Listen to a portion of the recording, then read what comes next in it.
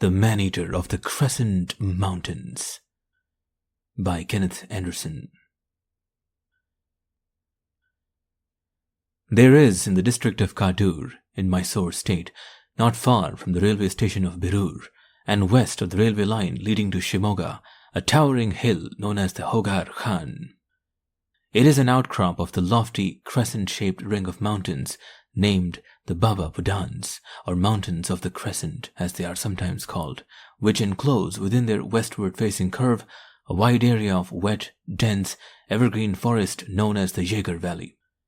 This valley is the home of bison and sambar in vast numbers, of ticks and leeches in millions, and of rainfall that far exceeds of hundreds of inches a year, making it a dense, dank, dark region where even at noon the frogs croak and crickets and cicadas chirrup unceasingly, followed at night by the even louder, more persistently monotonous wood crickets. The Hogar Khan is situated to the east of the Crescent Mountains, in a land of dense forest but clear sunshine, sheltered by the higher range from most of the fury of the monsoon that blows in from the western coast of India for 3 months of the year. At the foot of this hill is a small village, boasting a very lofty temple built from the red sandstone of the area. The village takes most of its name from the neighboring hill and is known as Hogare. To the south of the village is a large lake, called a tank in this part of India. 2 footpaths branch off from the village and pass this tank, one leading up the Hogar Khan hill to a few small coffee estates at the top, and the other past the tank for about 3.5 miles to a canal, which we call a water channel, that runs from an immense lake known as the Madak Tank, formed in a valley entirely surrounded by mountains and hills.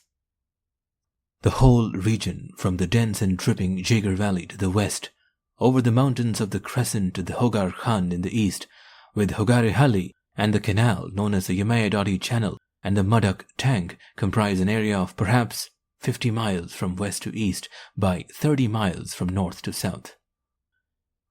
Within this difficult and mountainous terrain there lived a terrible tiger that came to be known as the Man-Eater of the Crescent Mountains.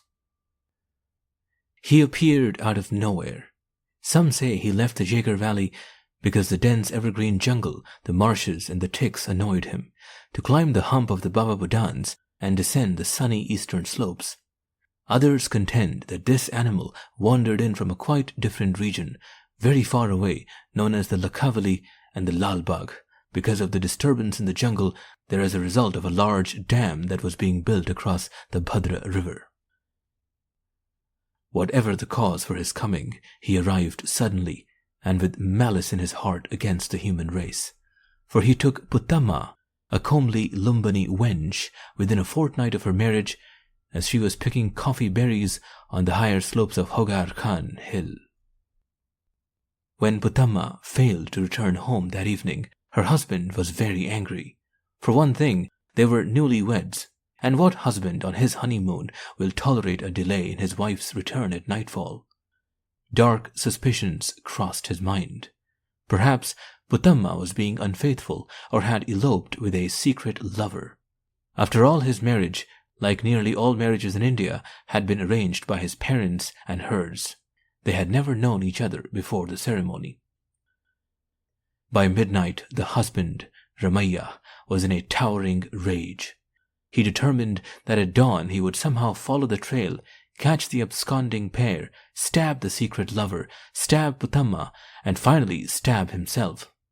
At least it would be an honorable way of solving the problem after the great disgrace the damned girl had brought upon him. Why? He would be unable to show his face outdoors.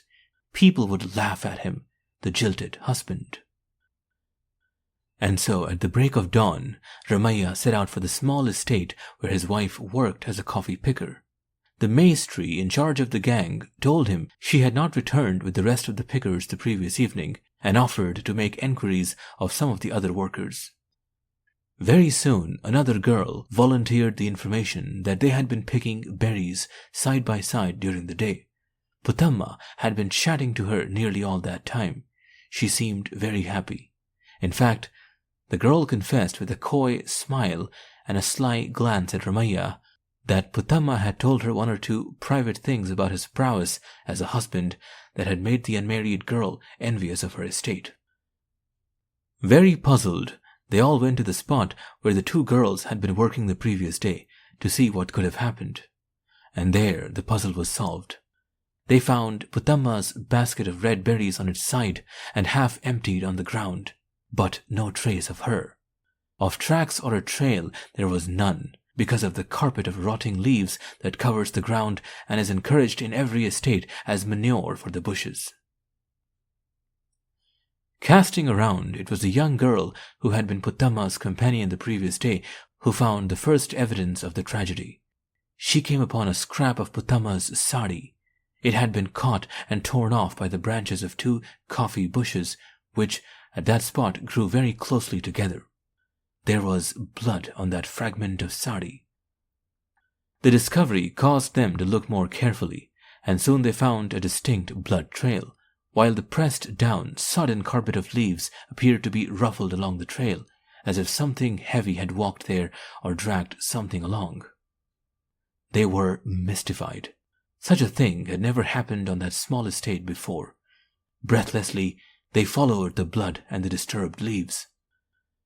A watercourse bisected the estate, and in the bed of it they found Putamma, or what was left of her, the tattered sari, a shapely thigh and leg, a separated head with its face set in a peculiarly peaceful and contented expression, and the mangled bones of vertebrae and ribs scattered around.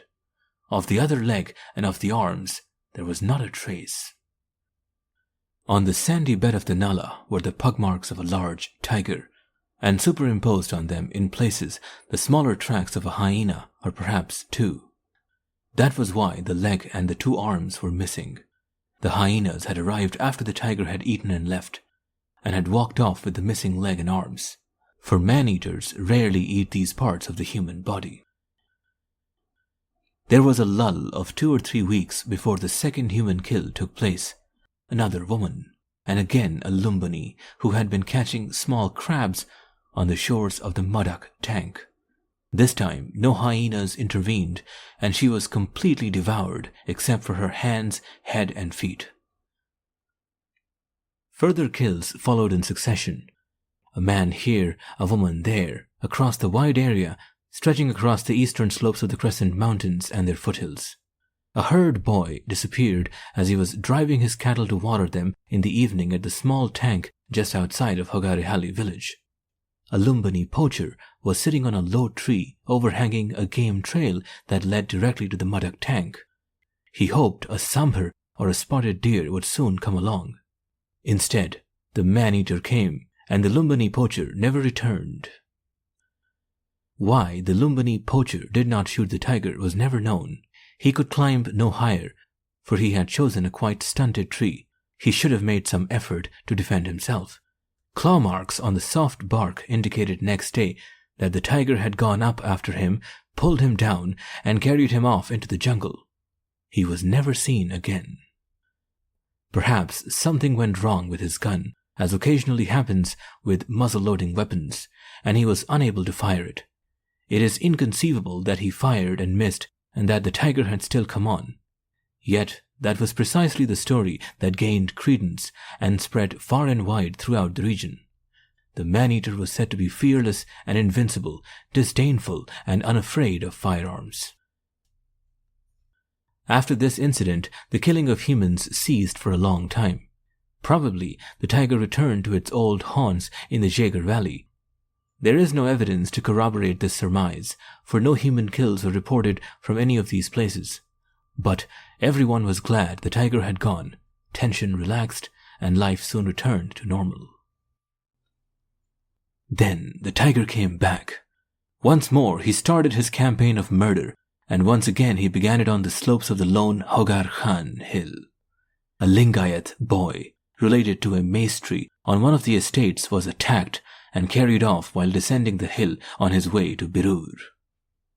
After that, many more people disappeared, and fear fell again in all its stark reality upon the workmen, the villagers, and the cattle grazers throughout the area. Long before sundown, all locked themselves securely indoors, and none would stir out, whatever happened till morning. The workmen refused to pick the coffee, the villagers to till the fields, and the cattle remained in their kraals unfed. For to think of driving them into the fields or jungle to graze was considered tantamount to suicide. About this time, a German friend of mine, who collected animals and reptiles for European zoos, and such things as insects and butterflies for private collectors throughout the world, in fact anything extraordinary that lived, had asked my son Donald and me to try to get him a few baby crocodiles, as one of his zoos wanted specimens. At one time, these reptiles abounded in the Cauvery river, where they were playing havoc with the various kinds of fish, both indigenous and those imported by the government to improve the stock.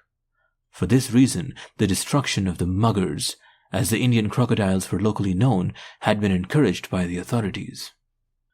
And so, large numbers of crocodile hunters, out for skins, had come to the river to take advantage of the government's freedom to kill the reptiles.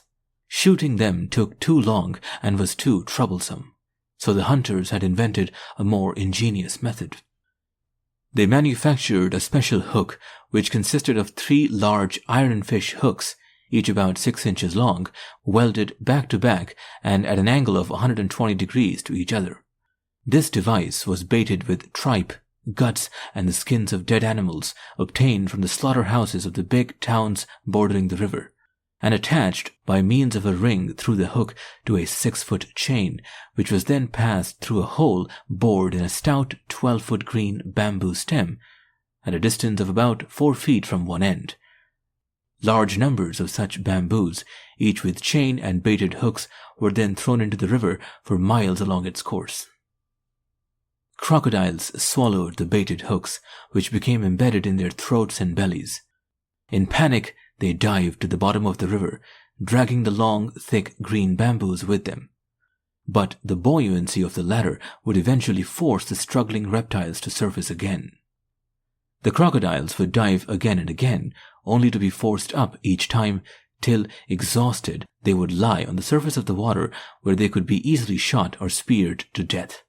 By these means, the crocodiles in the Kaveri river had been all but exterminated.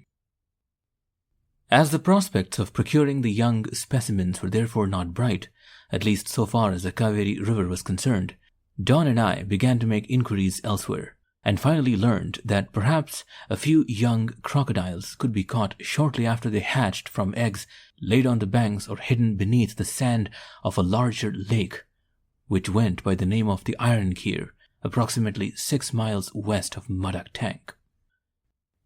Our informant told us the strange tale that if one went to the banks of the Iron Kir Lake at the right time, just when the eggs were being hatched by the heat of the sun, the young crocodiles could be heard moving about underground.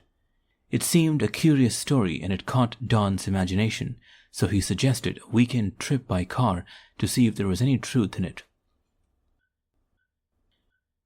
We duly arrived at the Iron Kir and walked around the shores of the lake with a Lumbini guide, who confirmed that it was indeed true and that the young crocs could be heard underground before they broke through the sand to enter the waters of the lake. Don and I walked and walked, but no crocodiles did we hear underground. What we did hear from our Lumbini guide was the story of the advent of a man-eating tiger a few miles to the north of where we were, onwards from the Madak Tank. He had not killed anyone near the Iron Kir Lake, so the people here considered themselves quite safe from the menace that was threatening their brethren a short distance away. The Lumbini gave us a vague and garbled account of the doings of the man-eater as we continued to walk around the shores of the Iron Kir, listening for the murmuring of young crocodiles, which, for some reason or the other, just would not murmur. Perhaps we were not listening intently enough. I confess that I listened more to the Lumbini's tale of the man-eater than to possible underground crocodiles, and I know that Donald did the same. By evening we had found no signs of young crocodiles, although we had seen a number of big ones floating far out in the lake, and had come across their tracks on the mud and ooze of the banks. The 3 of us camped beneath a tree beside the water. Shortly after dusk, the moon arose, red and resplendent in the east, outlining the hills we knew so well as the Big Cygne and the Small Cygne, where, in years long gone, I had come to learn much about the habits of tigers in general, including practically the whole life story of a mother and her 3 cubs that had been born and lived on the Small Cygne till the family grew up. One of those cubs had later turned into a man-eater, but that is another story. After an early supper around the campfire, during which our Lumbini friend, who was an excellent storyteller, told some fascinating tales not only of the jungle and of tigers, but of the habits and customs of his own folk, the Lumbini gypsies, the temptation of the bright moonlight became too great to resist, and we suggested to the storyteller that we all take a cross-country walk for 6 miles to the shores of the Madak tank to discover something more about the man-eater. Our Lumbini friend showed no enthusiasm for this plan. In fact, he showed distinct reluctance. Supposing we met the tiger? Well, so much the better. Just what we wanted, we said together. In fact, we told him that that was exactly why we had suggested the long walk. So we went to the Madak, but saw no tiger. We woke the herdsman of quite a large cattle patti or cattle pen in the heart of the forest, and learned from them that the man-eater operated still farther north, in more populated areas. They had heard a good deal about him, but had seen no trace of the killer, nor did they appear as perturbed as was our Lumbini guide. We returned to the Ironclear Lake by moonlight, reaching its shore as the dawn was breaking. We got to Bangalore the following day, with no baby crocodiles in the boot of the car, and only the stories of the man-eater to stir our curiosity. It was quite 4 months later that I received a much soiled envelope enclosing a closely scrawled letter in Kannarese. The postmark disclosed that it had been dispatched from Birur. With the letter in my pocket, I went to the police station adjoining my home in Bangalore to seek an interpretation of what was written therein, for I could not read Kannarese. A head constable agreed to help me, and after reading the letter to himself, but not without difficulty, as he said that it had apparently been written by someone of poor education, disclosed that it was from my old friend Mudliar Giryappa, the Patel or headman of Hogar village, from whom I had long ago purchased a campsite of half an acre of land near his village. The letter was an urgent summons to go there to help shoot a man-eating tiger that had killed several persons and had only a few days earlier walked off with one of Mudliar Giryappa's own men while working on a field beside the Yamayadori Channel 3.5 miles away. I showed the letter to Donald, who was enthusiastic and wanted to be off without delay. I said to him, "You go, Don," to which he replied, "You come too, Dad." And so we left next morning in Donald's battered old Plymouth 2-seater, reaching Hogar, which is about 140 miles by road from Bangalore, at about 2 in the afternoon. Mudliar Giryappa was stretched out in a rope cot on the narrow veranda of his house, fast asleep when we arrived. He awoke all smiles, apparently rather surprised at our prompt response to his invitation, but hastened to conceal his surprise by becoming an obsequious host. He pressed us to drink large brass mugfuls of coffee, while a meal was being prepared for us of rice and hot vegetable curry. To refuse would be very rude, and in fact we were hungry after that long, slow drive, so we tucked into the curry and rice and ate it all. When this was done, we went down to the community well, drew buckets of cold water, and washed by taking turns at sloshing each other with the contents of the buckets. By the time we returned, old Mudliar Giryappa had prepared a vast quantity of heavily milked tea. I am a hearty eater. Don eats about 3 times as much, but the prospect of imbibing refreshments at this rate became frightening to the 2 of us. Long before we could shoot any tiger or even hear more about him, we felt we would burst.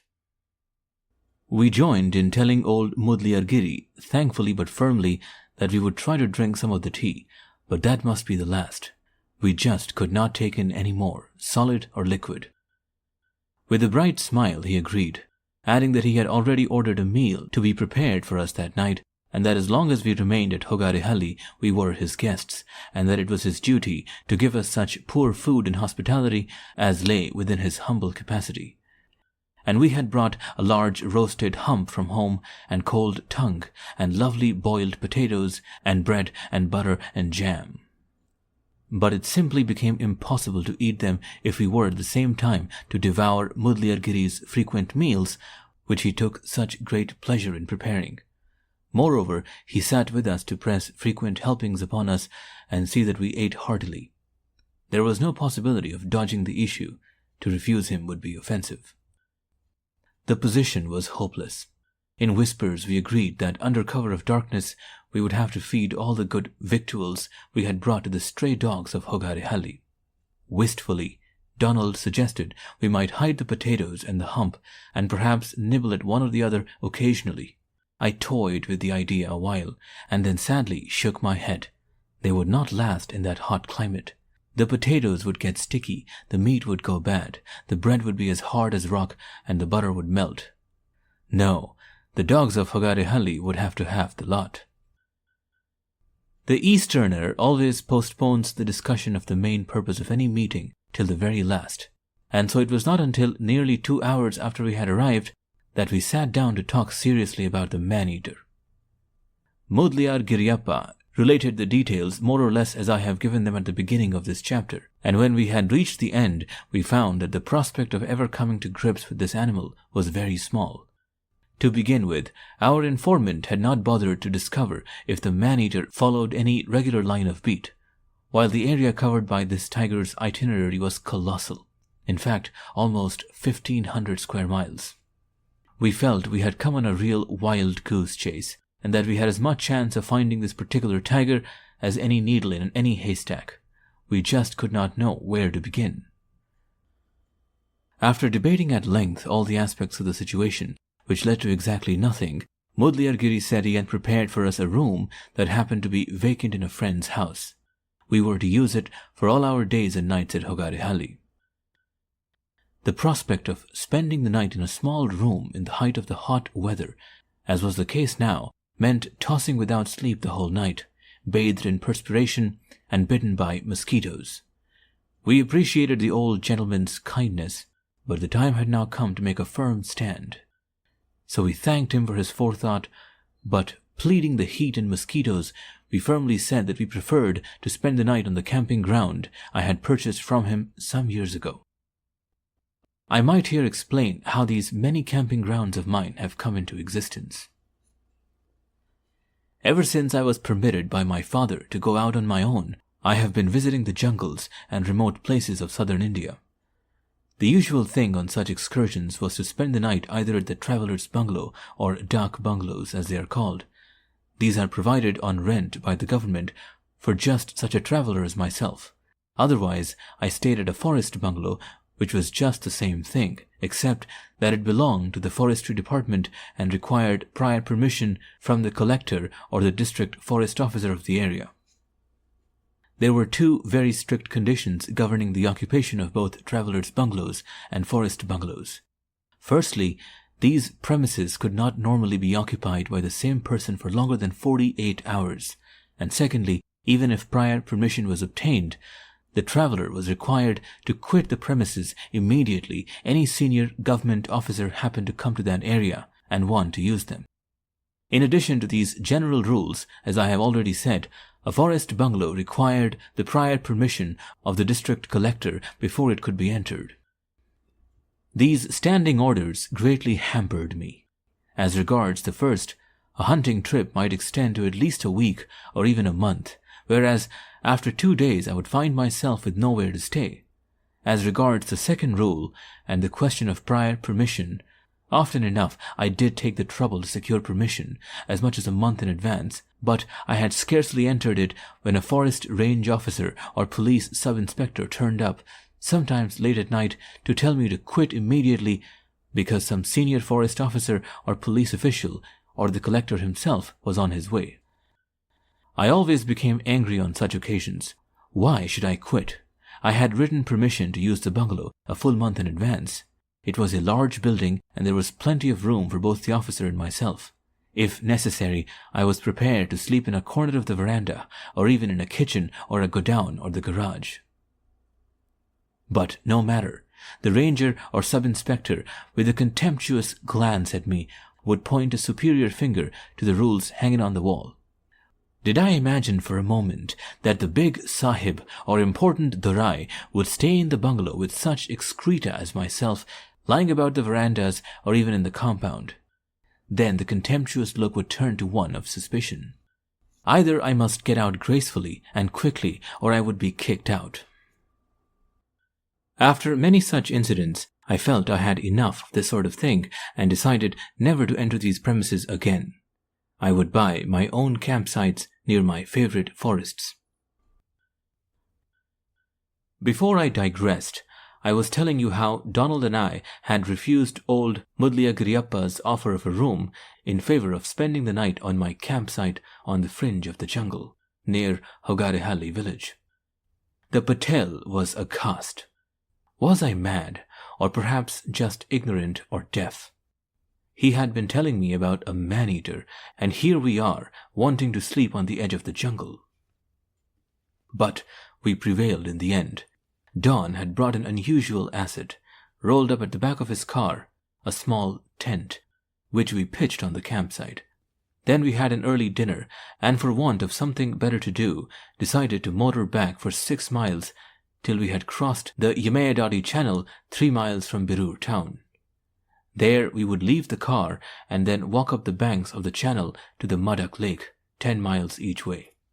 The moon would rise by 7:30, and the night was clear, and though we had brought our electric torches, there would hardly be any need to use them.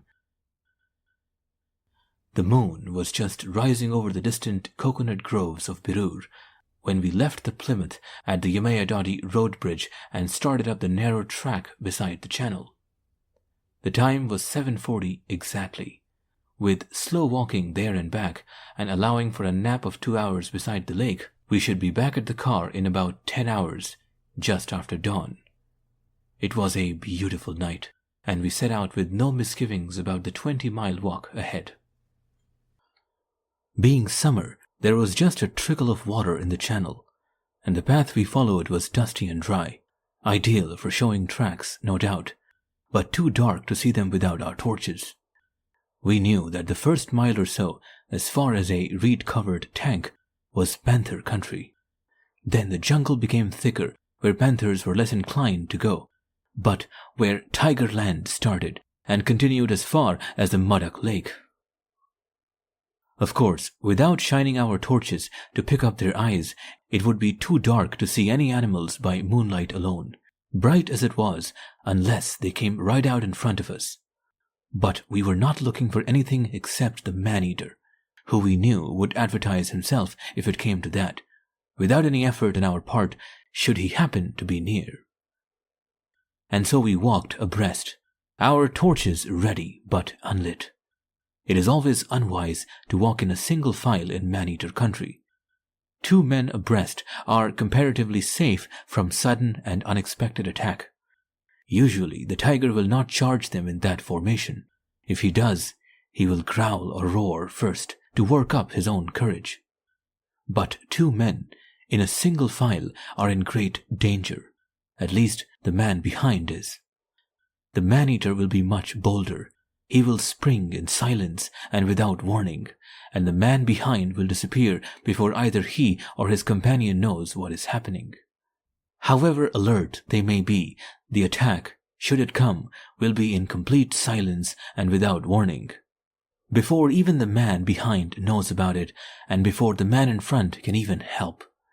The leading man will be fairly safe from attack. It is his companion who takes his life in his hands. We had covered over 3 miles when a tiger roared on a low hill across the channel to our right.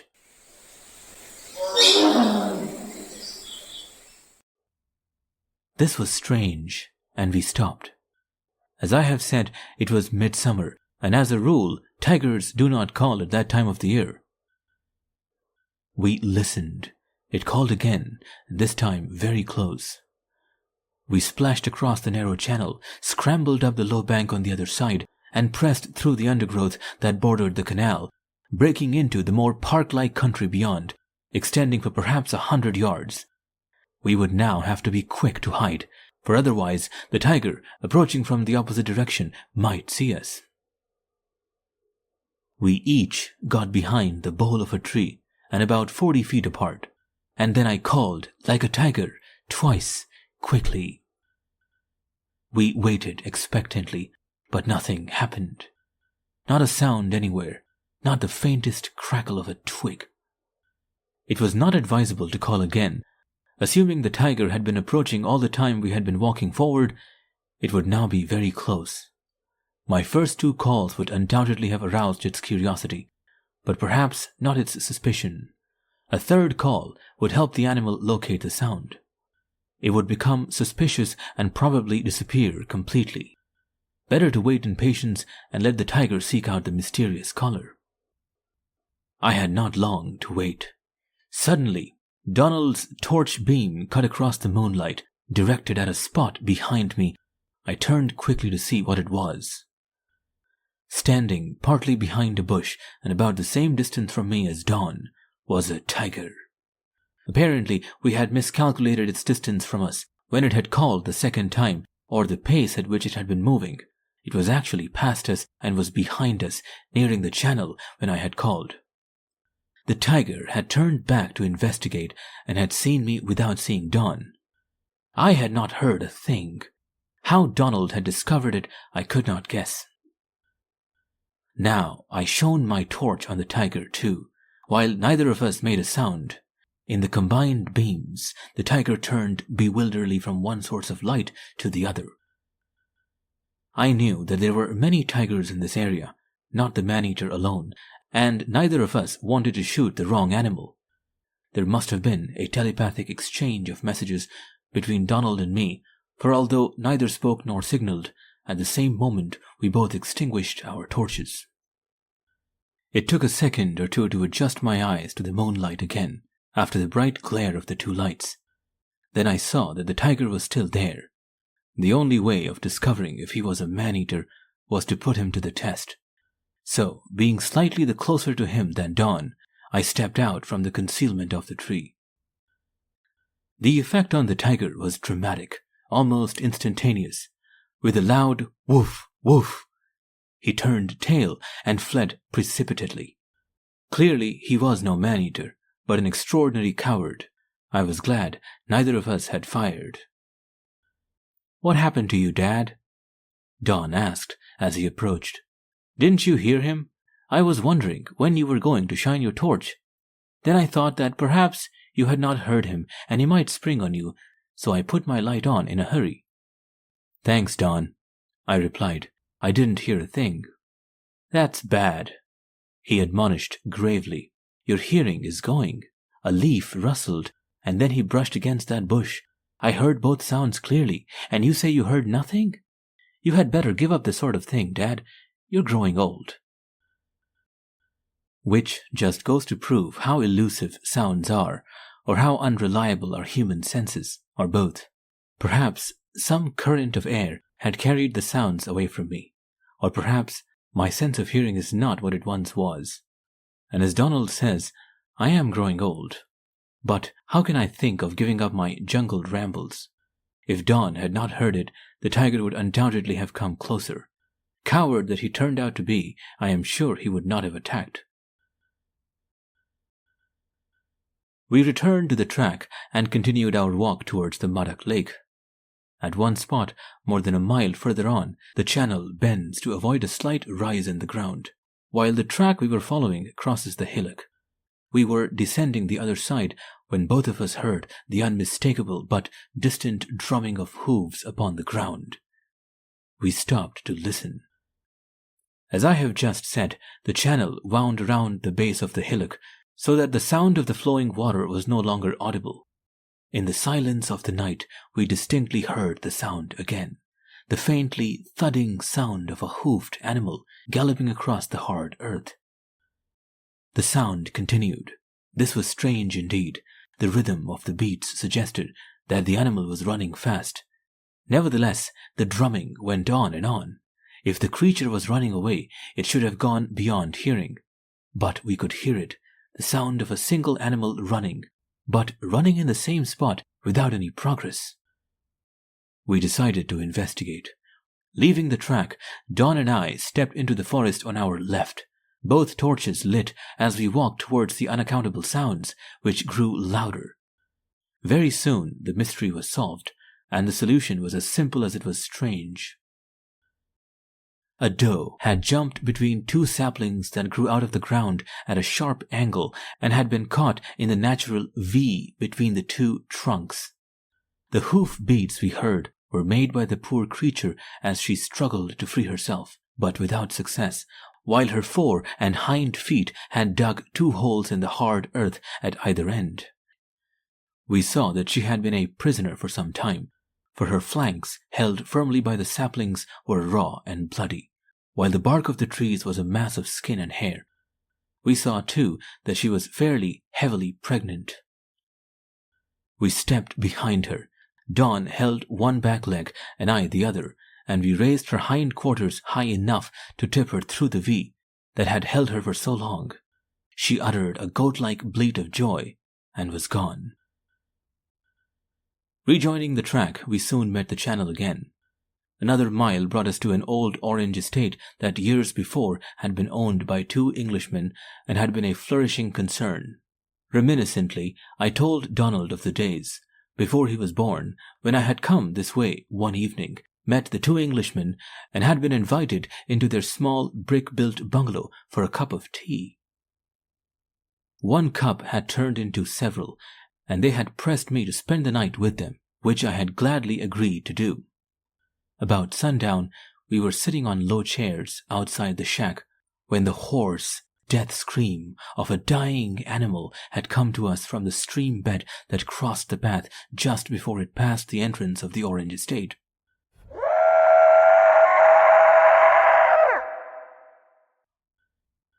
I had grabbed my rifle and, followed by my hosts, one of them armed with a shotgun, went to investigate. At the crossing point, we had met a tiger trotting up the bed of the stream, a spotted stag slung across his back, one of its long antlers trailing on the ground. I remembered the scene as it had been yesterday. Many hunters deny that tigers can carry their victims away on their backs, especially if they are large. Here was proof before my very eyes. Being a killer myself in those days, and it was a shot that any child could have taken, I got that tiger. The Englishmen had no servants, and as the oranges were not in season, there were no workmen on the estate at the time. The 3 of us carried the stag back to the bungalow and returned to skin the tiger by lantern light. It had been a very profitable evening. I passed the estate sadly, glancing at the jungle that had overgrown the orange trees, for the Englishmen had long ago returned to England. The bungalow was crumbling into ruin, and the orange trees, attacked by borer insects, had died one by one. We were now more than halfway to the Muddock Lake. The jungle on both sides grew thicker, the trees taller and closer. The moonlight, bright as day in the open, was quite unable to penetrate the dense canopy of branches into the dark colonnades below. The channel, now running parallel to the track, grew narrower and deeper, and except for the thin strip of path ahead, disappearing into the haze of moonlight and shadows, the forest on both sides becomes black and forbidding. We knew that we would have to be very watchful now, for we were approaching one of the areas regularly visited by the man-eater. Nothing happened, however, and eventually we waded through a stony stream that crossed the track shortly before it reached the high bund of the Muddock Lake. This stream, which should have been dry, or at most only a trickle, was quite unaccountably almost waist-deep, despite the dry season. We had to remove our pants, shoes, and socks to cross it. Finally, we climbed the steep stone steps up the high bund to see below us the magnificently wide expanse of water that comprises that huge lake. The moon, from a clear, cloudless sky, cast a gleaming silvery track of light across the water, that was lost at last in the haze upon the distant shore. We sat on the bund as Don brought out half a packet of biscuits that he had crammed into a pocket. A cup of hot tea would indeed have been very welcome at that moment. But, alas, we had none. Then we scrambled down the bund to drink water from our hands at the edge of the lake. Don said he felt sleepy, and so did I. The top of the bund appeared safe enough from the man-eater for a brief nap. So we climbed up again, lay down side by side in the bright moonlight, promised to awake one another in an hour or so, and fell fast asleep. We did not awake each other. The man-eater woke us both. Or rather, what he did woke us. For he carried away a man whose screams for help roused us into simultaneous action. The point where the water from the lake runs into the channel was about 200 yards from where we had fallen asleep. At that spot, a passage had been cut through the bund and lined with huge stones. On the lakeside, at the entrance to the stone tunnel, was a sluice gate worked by rusty chains, controlling the volume of water passing into the channel. At the far end of the tunnel was a small shed of zinc sheeting, built presumably to shelter those who came periodically to operate or inspect the sluice gate. This shed stood in a grove of giant wild mango trees. It was a dark spot, even at noonday.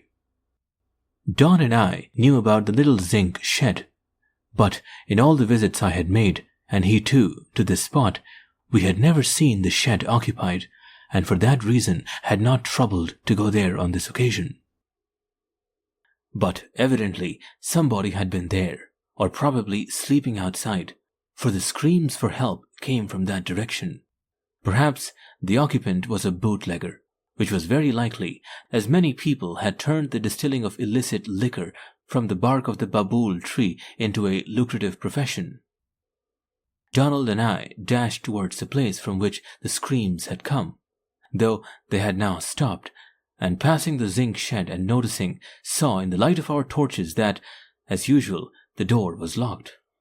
The man, whoever he was, must have been mad to sleep outside, unarmed in such a dangerous place with the man-eater about. In the dense darkness beneath the mango trees we could see nothing. We halted to listen, but beyond the murmur of the water through the tunnel there was nothing to be heard. He must have screamed very loudly to have wakened us. We halted and shouted in unison, hoping the man would utter some cry again, but only the rushing of the water was audible. The man-eater was gone and had taken his victim with him. And that made us remember something we had quite overlooked. Perhaps, by his presence, the man had saved one or both of us. If he had not come upon his victim where he did, as likely as not, the man-eater might have climbed the bund and seen us at the top. He would certainly have attacked, and fast asleep as we were, one or both of us would not have been alive at that very moment. Frantically, we searched with our torches for a trail, but could find nothing, for the earth was carpeted with weeds and fallen leaves. Then I thought of inspecting the banks of the channel, where the wet mud at the edges might give a sign. We looked painstakingly, but there again the vegetation that grew right up to the water's edge hid all traces of the pug marks we were seeking. There was just nothing we could do, and we would have to wait till morning. It was difficult to realize that a tragedy had been enacted under our very noses.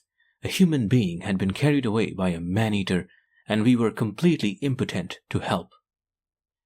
We went to sleep again on top of the bund, but this time we were careful to take turns to watch, 1 hour at a time, till the grey light of dawn and the cries of many hundreds of jungle fowl and peafowl from all directions told us that it was time to do something about the tragedy that had occurred in the early hours of the morning. Searching systematically outwards in widening circles from the little zinc shed, Don was the first to see a speck of blood on a weed some distance away.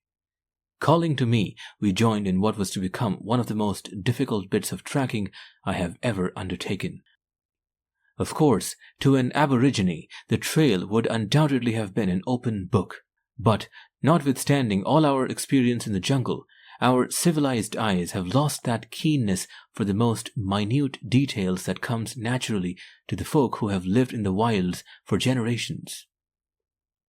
Eventually, we found the place where the tiger had crossed the channel with the victim.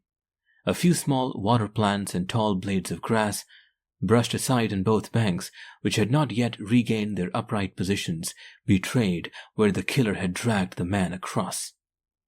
Because of the flow of the water, it would have been fruitless to search for blood, and so we followed up the shady bank and through a belt of heavy bamboo jungle that grew beyond the stream. Here again, tracking was very difficult. If you have ever been in bamboo jungles, you will know that a thick carpet of narrow, fallen, rotting leaves covers the earth in such places, and no tracks or impressions of any kind are visible upon them, not even the huge footprint of the mighty elephant. Up to this point, the tiger had evidently not relaxed or changed his original hold upon the man he was carrying. Hence, the blood trail had been very scanty. The tiger's fangs were fast embedded in the flesh of his victim, sealing the very holes they had made and preventing the free flow of blood.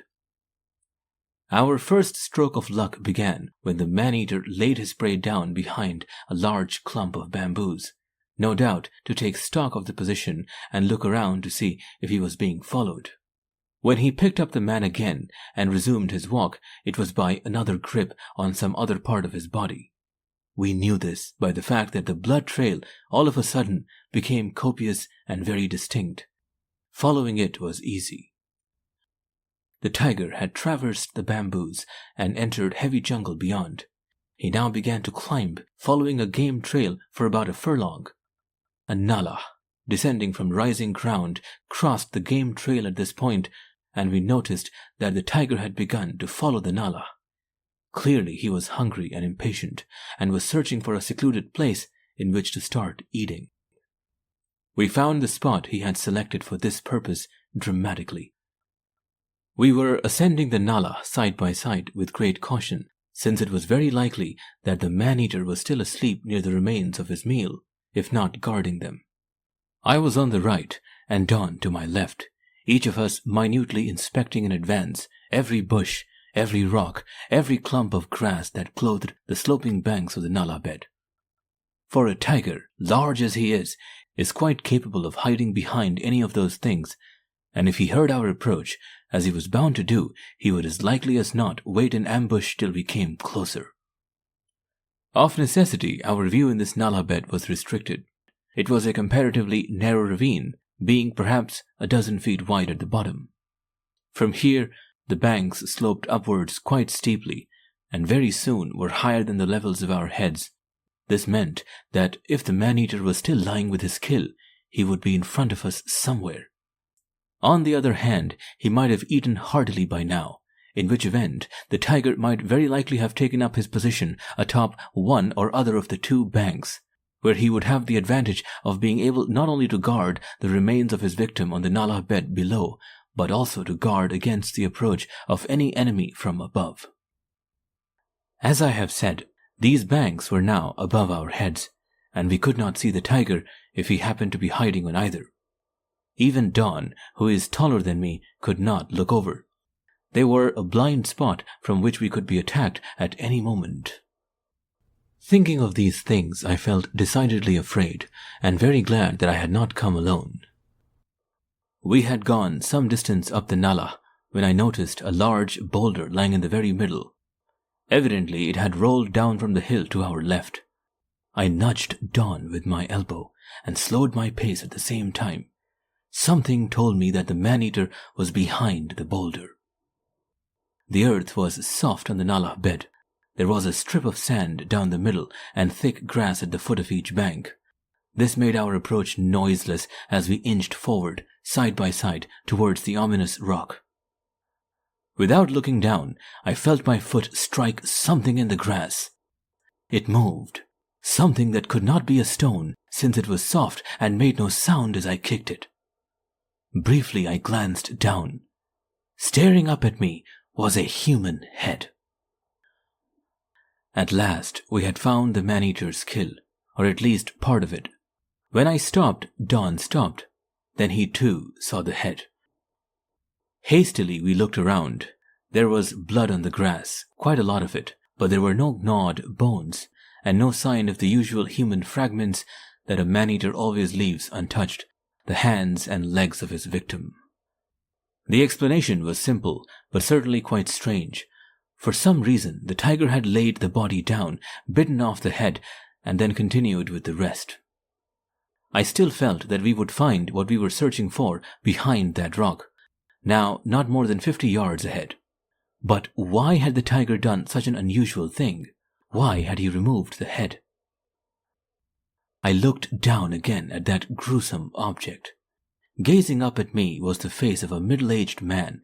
The eyes protruded horribly, and the lips seemed twisted in what looked like a permanent smirk. But there also appeared something strangely repulsive, undefinably loathsome about that head, the reason for which did not occur to me for quite a while. For one thing, it was a queer, blotchy black. It seemed puffed and swollen, and the lips were repulsive. I bent down for a closer look, and then I straightened myself, feeling lightly sick. The thick, twisted, smirking lips were partially eaten away by sores. The man was a leper. The mystery was explained. No sane human being would have attempted to sleep alone at night outside that lonely zinc shed, beneath those dark, tall mango trees in this tiger-infested country. This poor, demented creature, perhaps tortured with pain, shunned by his fellow men, and knowing death was just around the corner, either as a result of the disease or of neglect and starvation, or both, had not cared what happened to him. Yet, when he realized he was being carried off by the tiger, he had instinctively cried aloud in terror. It also perhaps explained why the tiger had bitten off the head. As likely as not, even the man-eater could not tolerate the appearance of those repulsive sores and the smell that might have come from them. I pointed to the lips, but said nothing, because I felt that the tiger still lurked behind that rock ahead, or somewhere else close by. Don looked, and I saw the expression of nausea that crossed his countenance. Then I nudged him again, and indicated with a nod of my head that we had better proceed towards the rock. Very soon we had almost reached it. Rather than split forces and circumvent the rock from two sides, when we would be in great danger of shooting one another should the tiger suddenly attack, I drew Donald to my side, and we gave the rock as wide a berth as possible, cautiously passing it on the right. No tiger was there, though my premonition was not entirely unfounded, for this was where the man-eater had settled down to his meal.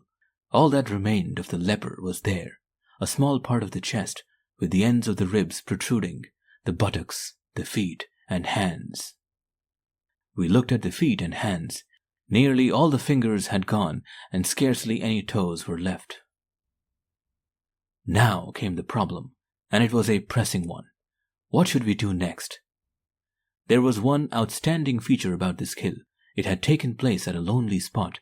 The tiger had removed and devoured his victim quite undisturbed, and provided he had gone to drink water or had lain up at some distant place and was not aware that Don and I had followed him, he would be quite unsuspecting and unfearful of human interference if or when he returned. This would be an enormous advantage. In most cases after a kill, a man-eater, or even an ordinary tiger for that matter, is so disturbed by the pandemonium created and so terrified by the crowd of people that comes searching for the victim that he very often does not return at all, but decamps altogether. But the disadvantages of the situation were these. There was not a single tree to sit upon, and not a single bush to hide behind, while we awaited the man-eater's return. Anticipating that we should get back to the car by morning, we had brought no food or water. If we hoped to ambush the tiger, we would now have to remain where we were the whole day and not attempt to move about, for any movement would betray our presence and nullify the one advantage of surprise that lay in our favor. And finally, when the car did not return to Hogar, old Mudliar Giryappa would think some accident had befallen us. He might, of course, consider the possibility that we had decided to return to Bangalore. But such thoughts, if he ever entertained them, would soon be dispelled when news was brought to him that our motor car was standing by the bridge at the head of the Yamayadadi road. Although we had not told him of our intention to take a night walk to the Madak Lake and back, the discovery of the car at the bridge would show we had gone that way. Thinking perhaps that we had fallen victims to the man-eater ourselves, the old Patel would eventually send out a large search party to trace us. They would succeed as far as the bund of the Madak Lake, but not being aware of what had transpired there, it was unlikely they would be able to follow us to our present place. Yet, one never knew. The Lumbani trackers old Mudliyargiriyappa would send out would have sharp eyes. Undoubtedly, they would discover our footmarks and the faint blood trail across the channel. Think each one of us had been carried off by the tiger which the other was pursuing, and follow us here, perhaps just in time to spoil everything and alarm the tiger. We could only hope that the natural apathy of the villagers would delay the search path for another day. But we never really had any doubt about what we should do. Neither Don nor I could let this chance of shooting the man-eater slip, particularly when, with such an enormous tract of land as was covered by his movements, we might never get the opportunity again. As it was sheer good luck for us that he had killed the leper just when we were so near, so we were determined to stay. There were two things to do straight away. The first was to try to discover by his pug marks the direction in which the tiger had gone. Possibly, but by no means assuredly, that might indicate his line of return. The second was to try to find out what sort of cover lay above the banks of the Nala we were standing in. I have already told you that they were too high for us to see over without scrambling upwards, and when we did that, we would have to be very careful the tiger did not see us, should he happen to be anywhere in the immediate vicinity. Our only hope of success, very, very slim though it was, lay in the element of surprise, and we must not lose that at any cost. The first question was quickly answered. After his meal, pug marks in the sand in the center of the Nala, which later disappeared in the grass, revealed that the man-eater had walked diagonally to the left and then leaped up the bank in that direction. This bank, I must tell you, was on the western side, as the Nala ran downhill from north to south, from the highlands to the Madak Lake behind us. To find the answer to the second question, Don crouched low, and I stood on his shoulders to peer very cautiously over the edge of the western bank. I could not see far. Bushes in the immediate vicinity obscured my view, while dense jungle behind them led upwards to a small hillock. Nothing more was to be seen. We repeated this maneuver on the other side to see what lay beyond the eastern bank, and we found the same thing, nothing but bushes and jungle, though this time there was no hill. The land sloped gently downwards towards the channel we had followed in the night to the Madak Lake. Returning to the other side of the rock, where we could not see those horrible, diseased hands and feet, we sat back to back, while we discussed in whispers what to do while we awaited the tiger's return. From this whispered debate, two plans evolved. The first, Don's, was a desperate one. The second, rather more cautious, was mine. Don suggested we should sit as we were, on this side of the rock and back to back. The tiger would have to leap down into the Nala to start eating again, and from whatever direction he came, the thud of his landing would betray his arrival, while the moonlight would show him up. That was, of course, assuming he came after sunset. My own scheme was that we should climb the eastern bank of the Nala and lie on our stomachs behind the nearest bush, side by side, but facing in opposite directions. One of us would overlook the bed of the ravine and the human remains below, and also have a view of the top of the western bank, while the other would guard against any possible attack from the rear or eastern side. As I saw it, the tiger was now somewhere towards the west. If we hid on the eastern bank of the Nala, we were safe to the extent that the man-eater would have to spring from the western to the eastern bank, a distance of what looked like 15 feet before he reached us. Alternatively, of course, he would have to spring from the western bank to the bed of the Nala, and then up the eastern bank again to get at us. Donald's scheme had one big disadvantage. The man-eater would be able to see us from the top of the western bank as we sat back to back on the bed of the Nala, while we could not know if he was watching us. He might then leap to a point above us before we had any inkling of danger. My scheme had a disadvantage too, but of another kind. The pair of us lying behind a bush up on the eastern bank would be exposed to clear view by the tiger as he came down the hillock bordering the western bank of the Nala. We could not afford to betray our presence, nor lose the element of surprise by setting to work to erect a more elaborate hide on top of the eastern bank. The tiger might be watching from the hilltop and see our movements. In following my scheme, should the tiger see us, he might disappear altogether, or he might cross the Nala at some point higher up and try to attack us from the rear, although the plan already provided for such an eventuality by our lying in opposite directions. It came to this. Don's scheme involved a risk of being attacked by surprise, while my plan involved the risk of him seeing us in advance and going away. In such circumstances, anxious as we both were to take advantage of our luck and put an end to a menace that had taken so many lives, which plan should we follow? Obviously, Don's, because to face the danger gave us at least an opportunity to bag the miscreant at whatever the cost. It was a few minutes after 9 when we made up our minds. There was no question of returning for food or water, and we knew we should not move about unnecessarily in case the tiger happened to hear or see us. There was also the chance that he might come back at any time. This was unlikely, since tigers only return to their kills for a second feed at night. But in consideration of the loneliness of the whole locality and the entire absence of human beings, it was possible that the man-eater might consider it safe enough for him to return before nightfall. There was also the question why the tiger had not troubled to conceal the few scattered remains of his victim from the vultures, either by hiding them against the rock or in the grass. This was a bad sign, appearing to indicate that he had no intention of returning.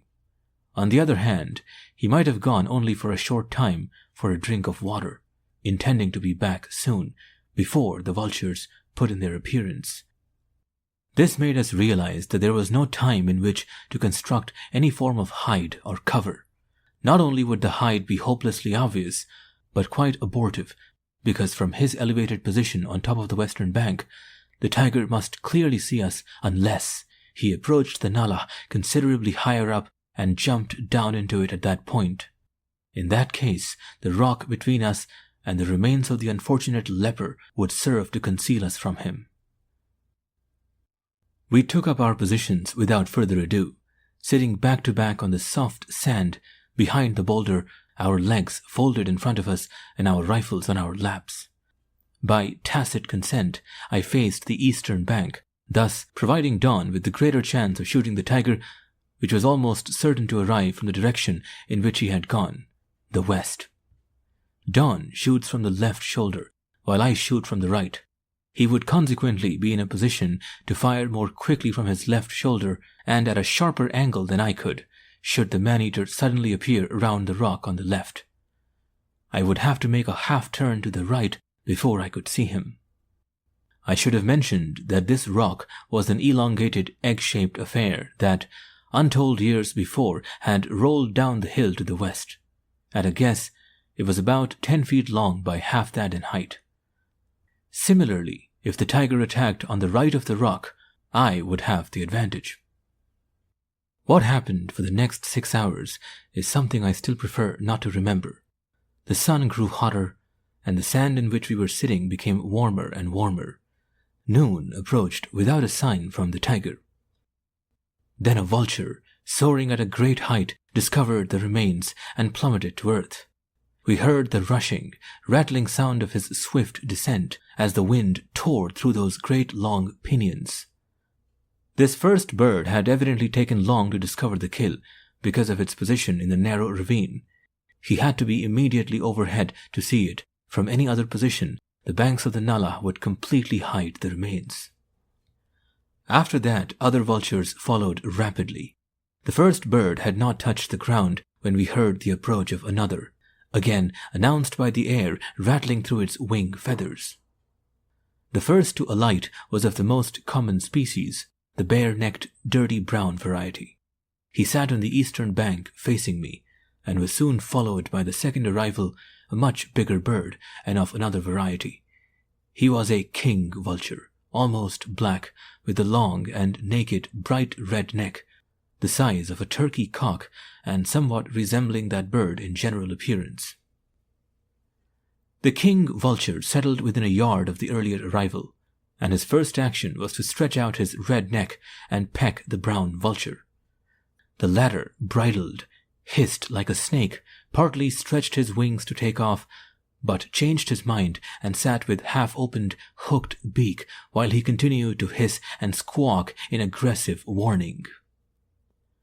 One by one, more vultures arrived, and in rather more than an hour, there were 2 rows of them along the banks of the Nala, whence they stared at the scattered remains of the leper, at us and at each other.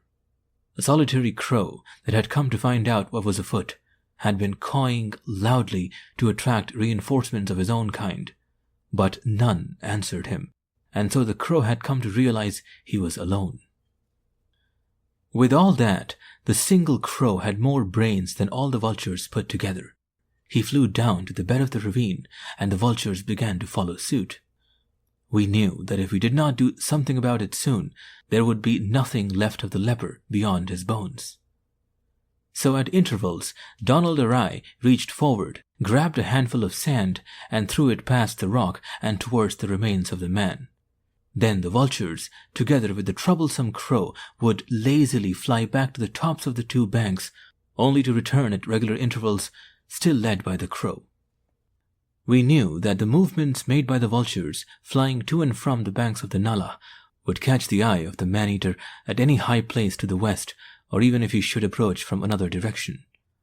He would wonder what was disturbing the birds and would either depart altogether or decide to come closer in order to find an explanation. But there was nothing more we could do about it. If we did not drive the birds away, they would quickly pick every shred of flesh from the bones. Soon the crow became so clever that he brought about his own undoing. It will be remembered that the tiger had bitten off the leper's head and then carried the body behind this rock, about 50 yards away. The crow discovered the head and began picking at it, leading his friends, who were now his rivals, to the spot. It was too far for an attempt to shoo them off, without actually rising in order to do so, and so we watched the gallant crow as he tried to fight off the band of great hook-beaked ghouls that gathered around him. Among them we observed a couple of the smaller variety of white vultures that have yellow heads. They usually frequent the outskirts of towns to feed on garbage and are rarely seen in the jungle. The crow went for one of the king vultures, flew onto its back and vigorously picked the red neck. The vulture squealed shrilly, flapped its great wings and drew away. Meanwhile, a brown vulture started picking at the leper's head. The crow flew onto its back and began to peck his head. But the vulture adopted other tactics. He rolled on the ground so as to use his sharp claws as well as his great beak. He raked at his small assailant. The plucky crow disengaged in time to tackle a third vulture, but by this time about half a dozen of the great bare-necked scavengers had gathered around the smaller creature. They realized the crow was their common enemy and that he was alone. Then one vulture stretched out his neck and grabbed a wing. The crow struggled to free himself, but the vulture drew him closer. Then another vulture seized the crow's head in his wicked, hooked beak. There followed a frantic squawking and fluttering of black wings, and the gallant crow was dead. Fighting and hissing among themselves, the vultures pulled the crow apart, and then picked out the eyes and flesh from the leper's skull, to leave it in just half an hour gleaming whitely in the sunlight. Meanwhile, blue bottles began to arrive in hordes. They gathered on the leper's remains and then flew onto our hands, faces, and lips. With disgust, We drove them off, only to have them back again. Visions of contracting leprosy arose in our imaginations.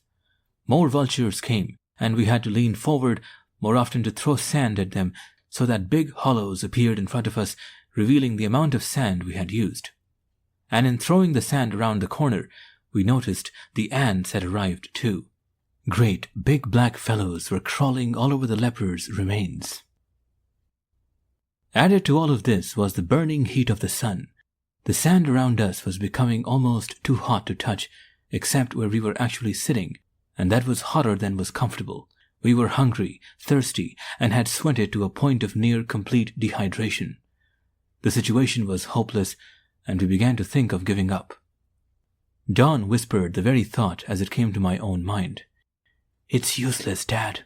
No tiger will return, and the ants must have eaten everything." I glanced at my watch. It showed 10 minutes after 3 o'clock in the afternoon. The worst of our sufferings were over now, and in an hour it would be cooler. Besides, ants don't usually eat very much from kills. "Let's stick it out," I whispered back. "This is a new experience for both of us. Let's see what comes of it. The tiger might return." It was indeed a new experience. Later, Don admitted it was his worst. I cannot say quite that, but it was something I never want to undertake again. As evening drew on, things were not so bad. The heat abated, but the flies and ants remained. The vultures, who had long since picked the skull clean of flesh, had resumed their perches on both banks of the Nala. Every now and then, one would fly down to be driven back by us. Then, as time passed, they began to lose hope of getting anything more to eat and flapped away in ones and twos. Before 6 o'clock, they were all gone. By this time, the ants, too, had almost gone, although the flies stayed on. In fact, they seemed to have increased in numbers.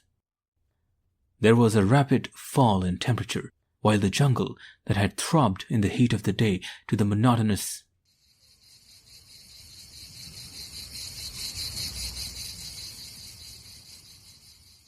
of cicadas, now resounded with a variety of joyful cries as the birds that had been sheltering from the heat all day emerged to enjoy the cool hour before sunset.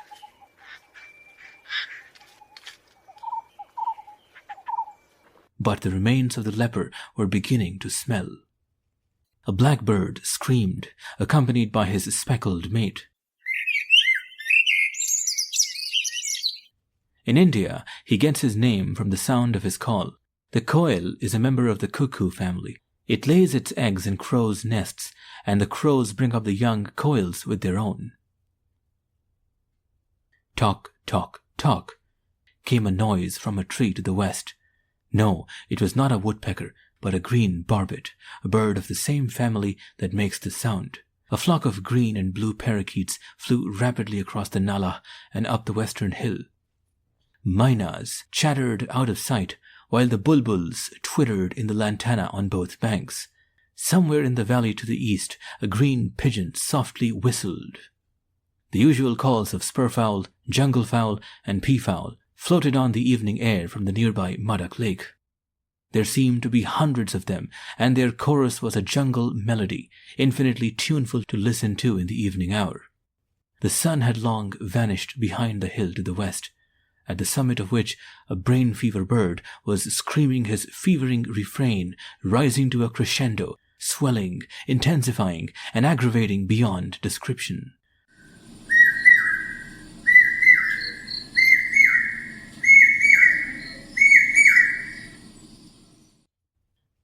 Now it was getting dark. The stars were kindled one by one, and the sky above, devoid of clouds, was filled with them.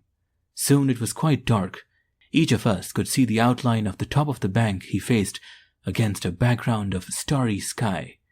Everything else was a black void. Startlingly, the chorus of shrill sounds broke out abruptly somewhere in the direction I was facing. A conglomeration of shrill, staccato notes, beginning singly and ending in a screeching din. There was a momentary silence, and another outburst answered the first, this time from the hillock behind me.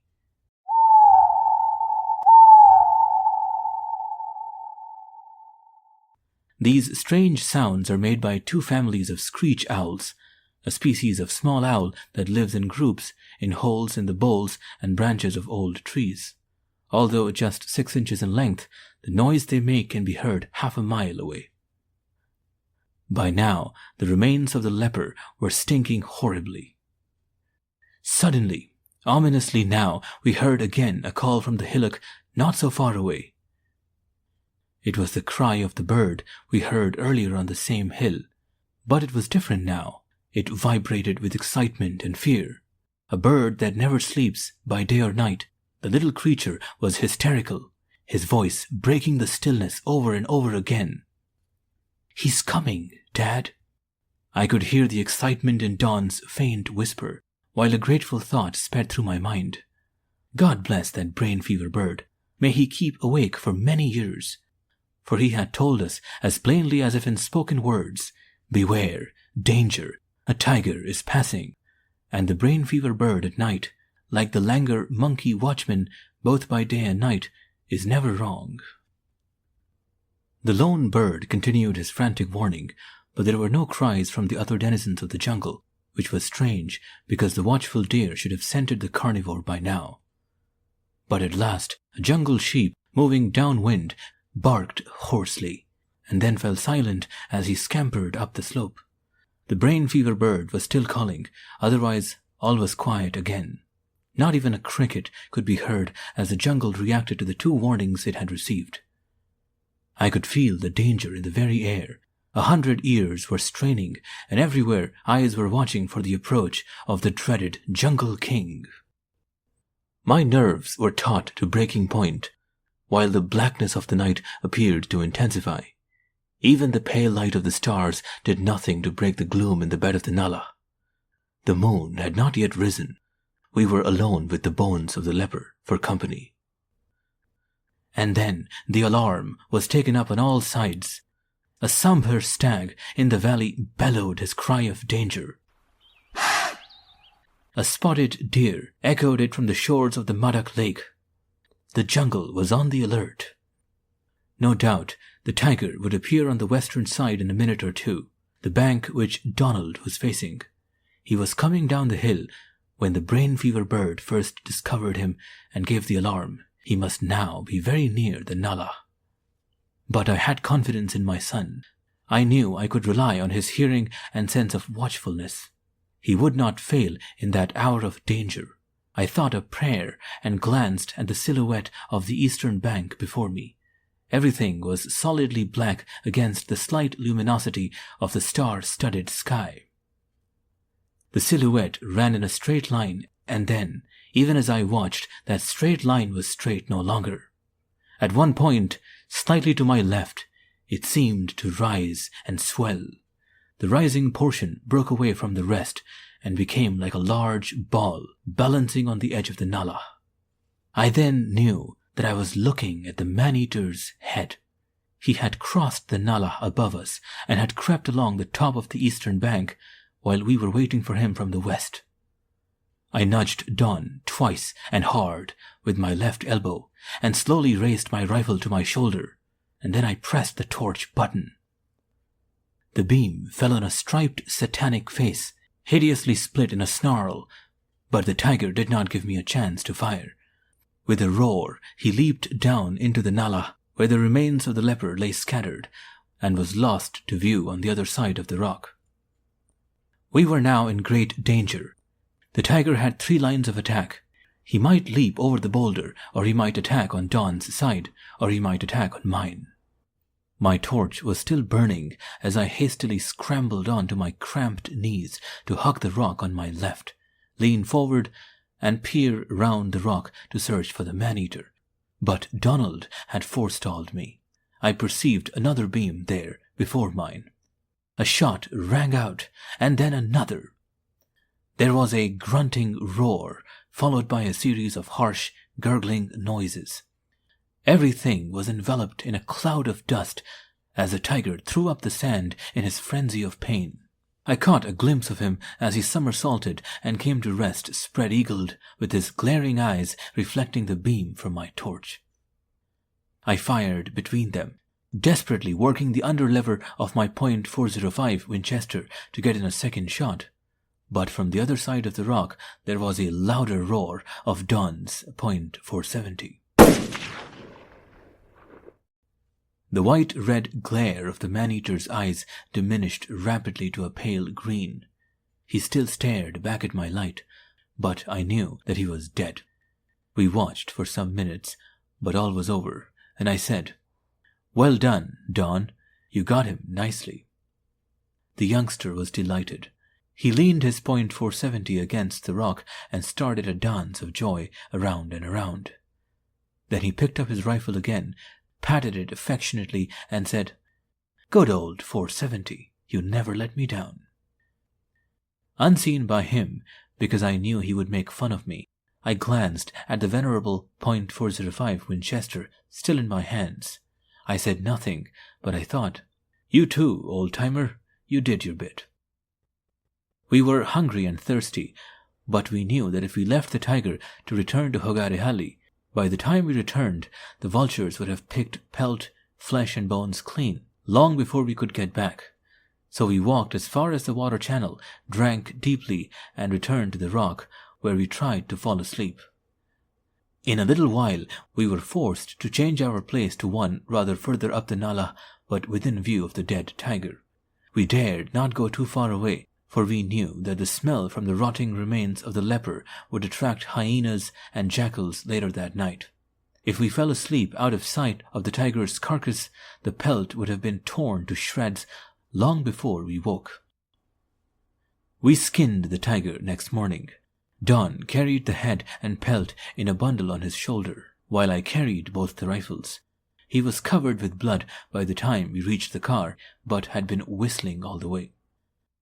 When old Mudliargiri and the folk at Hogar Khan saw us return with our trophy, and Donald stepped out of the car, literally red with the blood that had dripped over his clothing from the tiger's head and skin, they thought that he had been mauled and thronged round us in consternation. But when we told them our story, there was great jubilation and dancing. Several hundred hands, including many belonging to the Komli Lumbini village girls, hammered Don on the back in congratulation. After a wash in the tank, we ate like pigs of the fare, which the proud Patel and the grateful villagers unstintingly provided. Then we began to pack up for the return journey. "Where are you going?" asked Mudliargiri. "Back to Bangalore, of course," I replied. "Time's up, and we must be getting back." "Oh no," he asserted. "You shall both be our guests of honor at the big feast tonight." Walking into the street, he shouted loudly that we were about to leave them, and called upon the villagers to stop us. Hogar Khan really turned out after that. 50 people pushed the car into a cattle kraal. We feasted and drank a little more than coffee that night, let us admit. We eventually left Hogar Khan in great pomp, but rather late the following day. The end.